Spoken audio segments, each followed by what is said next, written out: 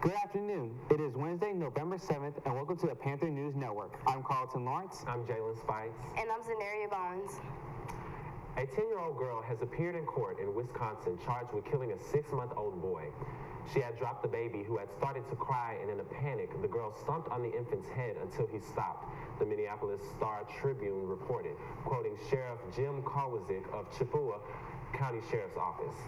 The youngster, who cannot be identified because of her age, appeared before Chippewa County Circuit's Court on Monday, an adult court, because of the severity of the allegation.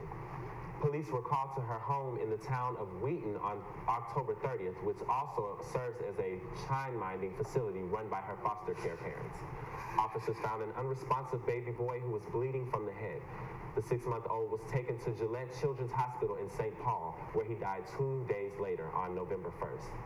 Later that afternoon, the Sheriff's Department received a call from medical personnel, a doctor attending this youth, and indicated that his belief was that the injuries sustained by the 6-month-old boy was not an accident, Sheriff Kowalczyk told KPVU-TV. He added the death was still under investigation.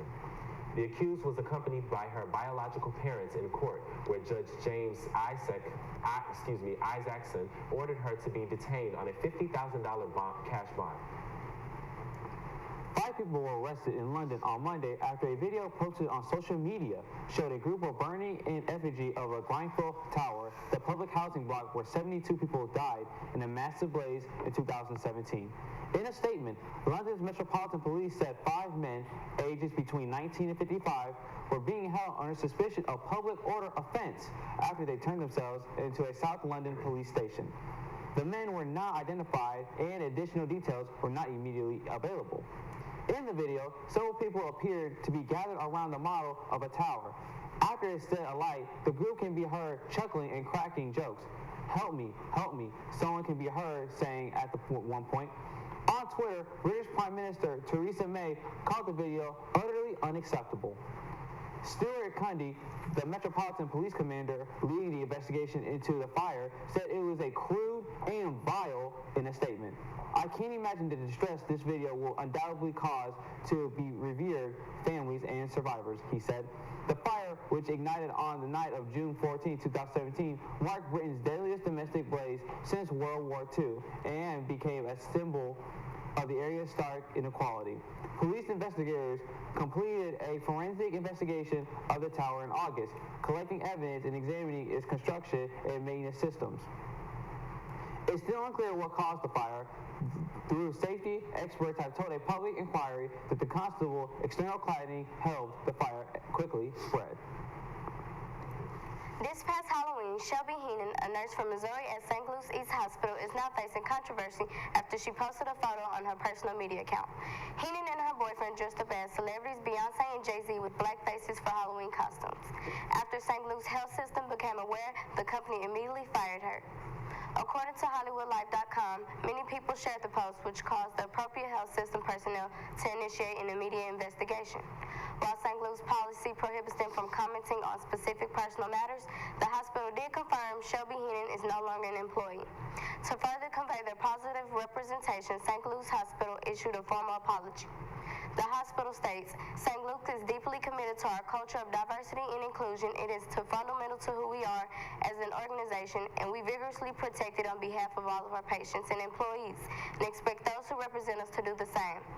Before this incident, NBC host Megyn Kelly made a controversial comment on air about Halloween costumes and blackface. Kelly complained that you do get in trouble if you are a white person who puts on a blackface on Halloween or a black person who puts on a white face for Halloween. Back when I was a kid, that was okay as long as you were dressing up as a character. In regards to her comments, society felt that this act was insensitive because it reflects modern-day minstrels. These events should remind society of the importance of being educated about race and culture.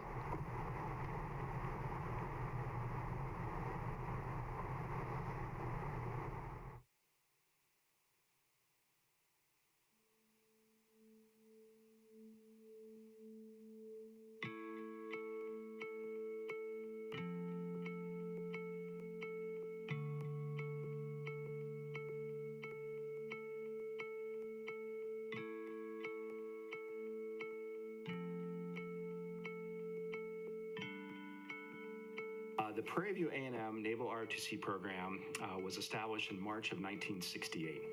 So at that time, during the Vietnam War, it was compulsory to be involved in a military program. So Dr. A.I. Thomas, the president of the university, was interested in establishing a naval ROTC unit to complement the Army ROTC unit that was already on campus. Interestingly, at the same time, the Navy was interested in expanding the diversity of the Navy and Marine Corps, and particularly the Officer Corps. And so it was a natural fit, and Prairie View A&M in March of 1968 became the very first naval ROTC unit established at a historically black college or university here at Prairie View A&M. Prairie View A&M University has always been somewhat of at the point on the frontiers of change. And the Naval ROTC program was again one of those programs that was implemented to keep us out on the point. They knew that they being Dr. Avenai Thomas and others knew that the Navy was a front runner and it was pretty much an elite operation. And by allowing students from Prairie View to become a part of that would make us world-class leaders. And so the program was designed to take country boys like myself and expose them to a different world, a different set of values and rules and regulations, and we adapted and changed. It was a game changer for us. Me personally, I can honestly say that I wouldn't be here without this program. I'm from a small country town in Arkansas with about 10,000 people. This gave me an opportunity to get outside of my comfort zone. Being 40 minutes from Houston, I never thought I would see myself here. I always knew that I would be on a college campus somewhere, but I never thought or even dreamed that I would be in the United States military, particularly the naval service. This has given me a platform to be able to reach back and be a provider amongst my family. I also got to travel and see tons of the world, which is something that a lot of people, they really enjoy. My job as a professor of naval science is to develop young men and women mentally, morally, and physically as they get ready to commission into the United States Navy and the United States Navy. Here at Prairie View, what makes it special is our midshipmen. And so you think about a unit that now is 50 years old, that has produced over 400 young officers in the Navy and Marine Corps, and to date 3 flag officers, which is a remarkable accomplishment. So Vice Admiral David Brewer III, Rear Admiral Kelvin Dixon, and Rear Admiral O.C. Combs Jr. Tremendous accomplishment to have 3 flag officers from a unit that early. So what makes this program unique is that we are the first HBCU to establish an ROTC. And with that, I feel that we have a lot of shoes to fill. With those 3 flag officers, I feel that there could be more. And with our diversity growing, I think that we can accomplish that. It helped to mold officers and we used to say gentlemen, but gentle women and officers. It helped to mold us. It gave us, again, skills that we didn't really know about. The product that Prairie View has been able to generate over the past few years since I've graduated and even before then has completely changed the dynamic of what we're producing for the fleet. Whenever you go somewhere now, your first ship, like myself, when I reported on board the USS Vandergrift, my weapons officer was a Prairie View graduate. So it's pretty nice to know that they're turning out products that are actually staying in to pursue their military career. And I've met so many amazing people that want the same goal as me, and with that, I feel it just makes me want to be better as a person and hopefully bring that out of the Navy later in the future. And I can't say what the next 50 years will hold when you think about modern warfare or what will be needed from a military service. But I do know that if we remain committed to ensuring that our midshipmen are able to think critically, to function as a team, to build individual resilience, to take the enormous amount of data that's available to them today and be able to sort through to get to what matters, to be able to problem solve in a complex and ambiguous world, that our Navy and Marine Corps is going to be in great shape over the next 50 years and beyond.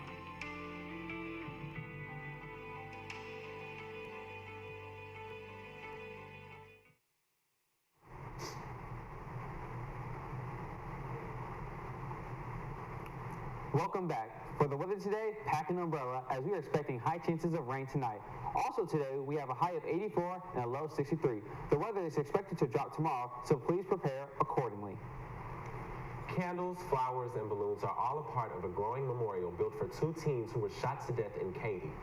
Sheriff Ed Gonzalez says they are treating this incident as a double murder-suicide. Family issues will be part of our background investigation. It's standard procedure to investigate everyone. If there's some information about any conflict that would be important to know, Sheriff Gonzalez said. Authorities said they received a call from Raina Isabel Perez around 3:50 a.m. who claimed she could not find her family. When deputies arrived, they searched the house and found the bodies of 14-year-old Maria Perez, 15-year-old Isabella Perez, and their stepfather, Victor Portillo, in a bedroom on the second floor of the home. These situations are always very traumatic. The loss of 3 lives is so unique, it doesn't happen all the time. Our hearts go out, said Sheriff Gonzalez. A spokesperson with KDISD confirmed Maria and Isabella were attending Maid Creek High School. A letter from Maid Creek High and KDISD was sent to the parents of the girls, which ended with these words: "We are saddened by the loss to our school community, and we will make every effort to help you and your child as needed." The Montgomery County Sheriff's Office said it made 75 arrests during an undercover prostitution operation in the last 2 weeks of October. Detectives and agents from multiple law enforcement agencies said they also identified 5 victims from where they were forced or concurred into prostitution during the sting. The Sheriff's Office said deputies were actively working to save human trafficking victims while proactively addressing prostitution in the county. All 5 victims and a 16-year-old identified as a runaway during the operations cross county and are receiving support services, the Sheriff's Office said. Coming up next, regional news, and the weather. A man wanted in the connection with the fatal shooting of a Houston father in front of his 2 children was arrested in Georgia. The Harris County Sheriff's Office says Ronald Roy Papa Smith, 32, was apprehended with assistance from the Gulf Coast Violent Offenders Task Force and U.S. Marshals. He was booked into the Worth County Jail in Georgia and is awaiting extradition. Investigators say Smith is wanted in the fatal shooting of 34-year-old Michael Ware in the 15,600 block of Bamble Village. He has now been charged with murder. 2 children were in the middle of a homicide, and this guy had no care in the world whenever he shot and killed our victim. These 2 children could have been shot and killed as well, said Deputy Alfred Vera of the Harris County Sheriff's Office. Smith is also wanted in connection with the death of a man in the 8300 block of Veterans Memorial that happened last December. We'll be right back with PV News.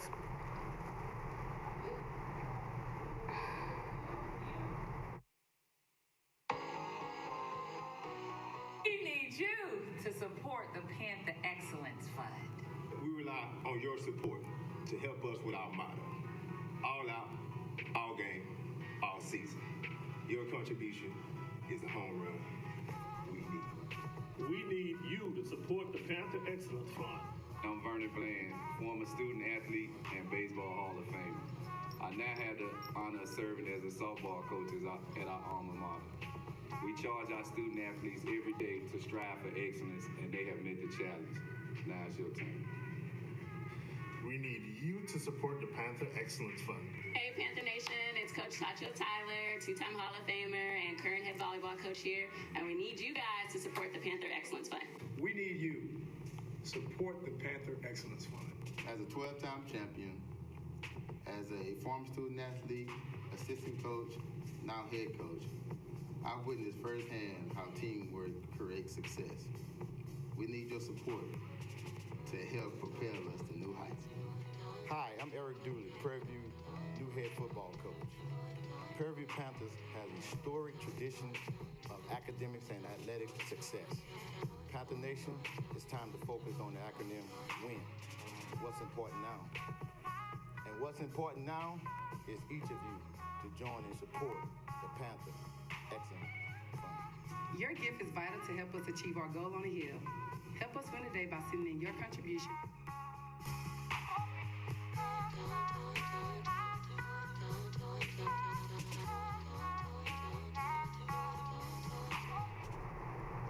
Welcome back. Yesterday was the official election day for the midterm elections, and millions of Texans went out to the polls to exercise their right and use their voice to vote.